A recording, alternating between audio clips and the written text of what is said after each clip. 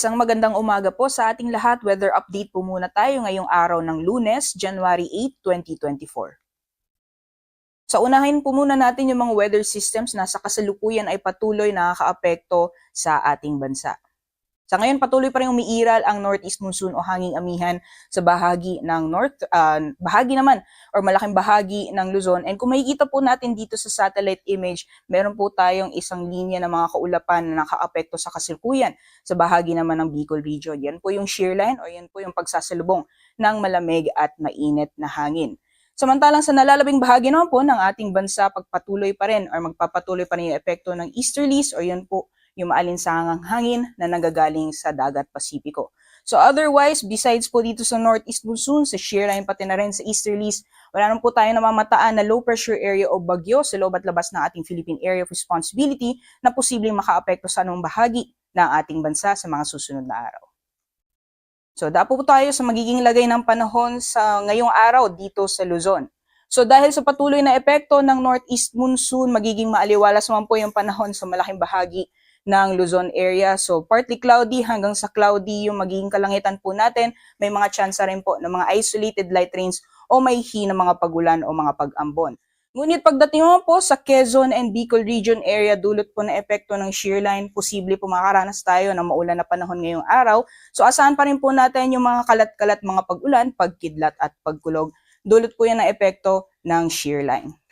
So magiging lagay naman po or agwat ng temperatura ngayong araw for Lawag ay maglalaro mula 19 to 31 degrees Celsius, 16 to 26 degrees Celsius para man sa Baguio City. Para sa Tugigaraw, maglalaro mula 20 to 29 degrees Celsius. For Metro Manila, 24 to 30 degrees Celsius, 21 to 29 degrees Celsius para sa Tagaytay. At para naman po sa Legazpi City, maglalaro mula 24 to 30 degrees Celsius. So magiging lagay naman po ng panahon sa mga piling syudad sa Visayas, Mindanao, pati na rin sa Palawan. Kung makikita po natin magpapatuloy yung mainit at maalinsangang panahon sa malaking bahagi ng Visayas at Mindanao, pati na rin sa Palawan area. Ngunit kung makikita po natin dito naman sa may Dinagat Islands, Surigao del Norte at Surigao del Sur, makaranas po tayo ng mga maulan na panahon or may mga kalat-kalat, mga pag-ulan, pagkidlat at pagkulog. Dulot naman yan ng epekto ng easterlies or ito po yung maalinsangang panahon na nagagaling or maalinsangang hangin na nagagaling sa dagat Pasipiko. Otherwise naman po, mostly mga isolated rain showers or thunderstorms kadalasan sa hapon o sa gabi ang mararanasan naman sa nalalabing bahagi ng ating bansa. Para naman sa lagwat ng temperatura sa Kalayaan Islands, maglalaro mula 26 to 31 degrees Celsius.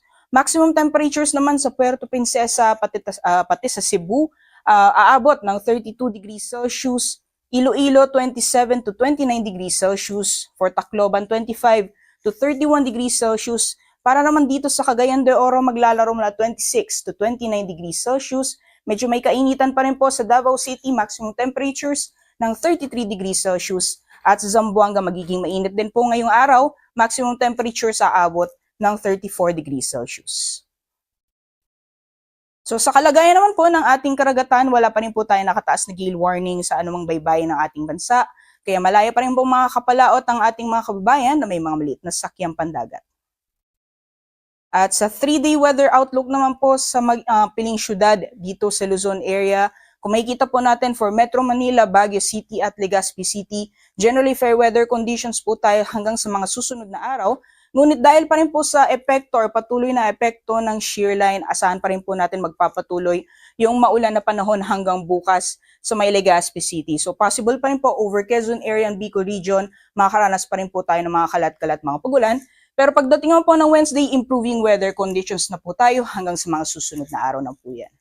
And yung mga agwat naman po ng temperatura for Metro Manila mula Tuesday hanggang Thursday, maglalaro mula 24 to 32 degrees Celsius. For Baguio City naman po, 15 to 25 degrees Celsius. At para naman po sa Legazpi City, 25 or 24 to 31 degrees Celsius.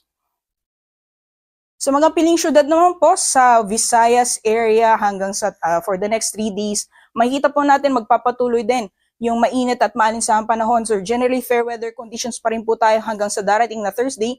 Ngunit kung makikita po natin, posible pa rin po magpaulan yung shear line sa may silangang bahagi ng Visayas. So dyan po sa Tacloban City hanggang bukas, makakaranas po tayo ng mga pag-ulan, ngunit improving weather conditions din po pagdating ng Wednesday. For Metro Cebu, temperatures maglalaro mula 25 to 32 degrees Celsius. Sa Iloilo naman, maglalaro mula 25 to 31 degrees Celsius. Sa Tacloban area naman, 25 to 31 degrees Celsius. Sa mga piling syudad naman para sa Mindanao area, for Metro Davao, Cagayan de Oro at Zamboanga City, magiging maaliwalas po yung panahon sa malaking bahagi ng Mindanao area. So mostly mga isolated rain showers or thunderstorms, kadalasan sa hapon o sa gabi ang mararanasan. Agwat naman po ng temperatura for Metro Davao, maglalaro mula 25 to 33 degrees Celsius. Para naman sa Cagayan de Oro, 24 to 31 degrees Celsius. At sa Zamboanga naman, 24 to 34 degrees Celsius. Ngayong umaga, si Haring Araw ay sisikat ng 6:23 AM at lulubog po mamaya ng 5:42 PM.